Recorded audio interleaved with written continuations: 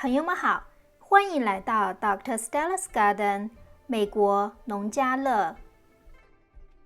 今天我们一起来从籽儿到花种植一种又好吃又好看的花 Nasturtium 旱金莲。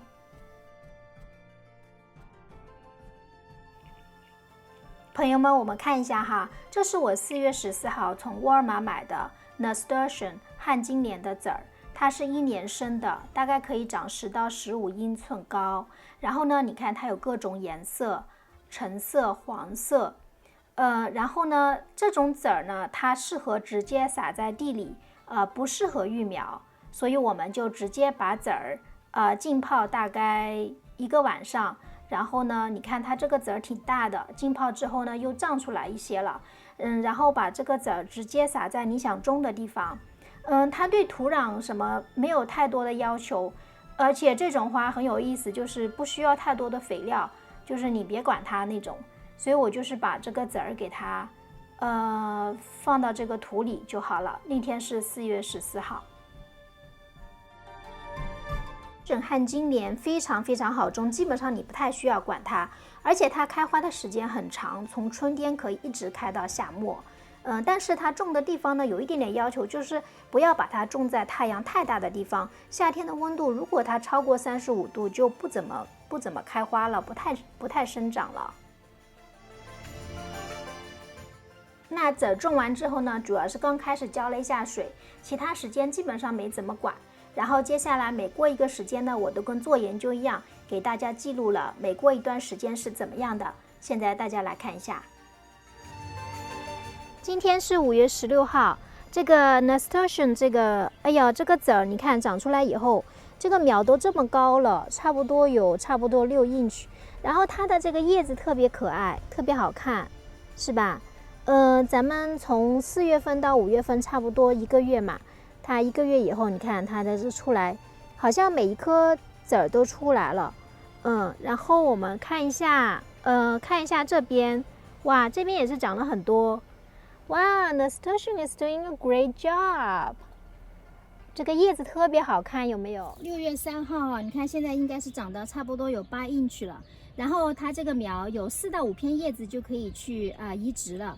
那么我原来是想种到盆里的，但是我没有想到长出来这么好看。然后呢，它的叶子可以拿来做饭吃，很漂亮。它的花也可以吃，然后它又是驱虫的好东西，跟这个西红柿搭配也非常好。所以呢，我准备这边呢挖掉一些，然后这个里面种那个 Petunia， 因为 Petunia 它种出来也很好看。明年呢我会买很多的这个 Nasturtium 的这个籽儿哈，旱金莲的籽儿来种。今年我打算就先这样了，把我已经育苗出来，就是种出来的这些苗呢，去挖一些去种，2个盆里都挖一些出来。我已经浇过一点水了，这样子的话，就是这样对植物移栽比较好一点。我早上起来就浇了一点水了，这个大家注意一下哈。那我们现在开始挖。对，一个是我觉得它也比较密，另外一个呢，因为它是跟这个植物驱虫是非常好的搭配，所以呢，我就想挖出几颗来种。但是实际上的话，这个旱金莲最好是直接籽儿你撒在要种的地方，之后再去挖出来种呢，效果还是差一点。今天是6月25号，我现在呢坐在这里欣赏我们的 Nasturtium 旱金莲同学，看着这个叶子像荷花叶一样，非常的漂亮。我在门进来的地方，这2个缸里面都种满了，屁股后面其实也还有一朵。它这个花会一直开很久。那今天呢是录制这个整个过程的最后一个视频了，那我来帮助大家做一个试吃好不好？我好像试吃的节目做的不多啊，那我们来吃一下吧。它的叶子和花都是可以吃的，叶子还可以包这个土豆呀，然后拿来蒸东西呀，都可以。以后我会在视频里面继续跟大家分享，好吧？我们的试吃节目开始喽。好嘞，摘一朵这个的颜色好不好？这颜色是不是今天跟我这个衣服比较像？今天就是你啦。哎，它这个味道是很香的，香的让你觉得它真的能吃吗？真的，大家放心的吃。 ，那么我会在水里面呢稍微洗一下，虫子可能爬过了嘛。看洗过以后，它的这个花还是很挺的哈，而且也很香。我尝一尝什么味道。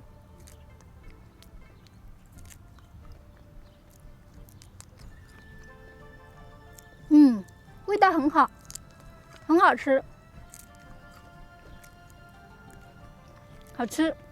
下面这个还是黄色的，有点硬的部分，有点辣辣的，辣辣的。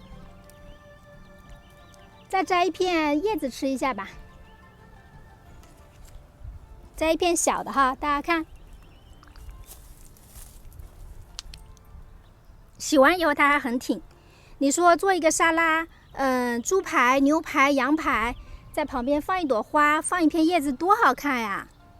试吃。它这个叶子好像有点毛毛的，反面不一样的，跟这边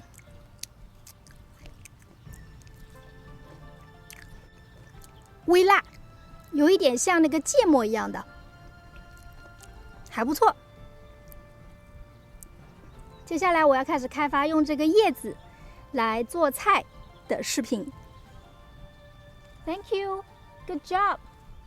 嘿嘿，是的，虽然这个农家乐的菜很多，但是我还没有忘记用它。像有一次做煎饺，我就把它来包煎饺吃，然后花放在旁边点缀。有一天我煎了粽子，我在想，可以把它来装饰一下。其实呢，吃的时候呢，也是用这个叶子加起来吃的，让我想到了在日本旅游的时候吃的那个饭团，我觉得还挺好玩的，而且味道也不错。非常鼓励大家春天买籽来种。好，那今天的视频先到这儿，视频每周更新，咱们不见不散哦。感谢观看，欢迎点赞、订阅、转发 Dr. Stella's Garden 美国农家乐。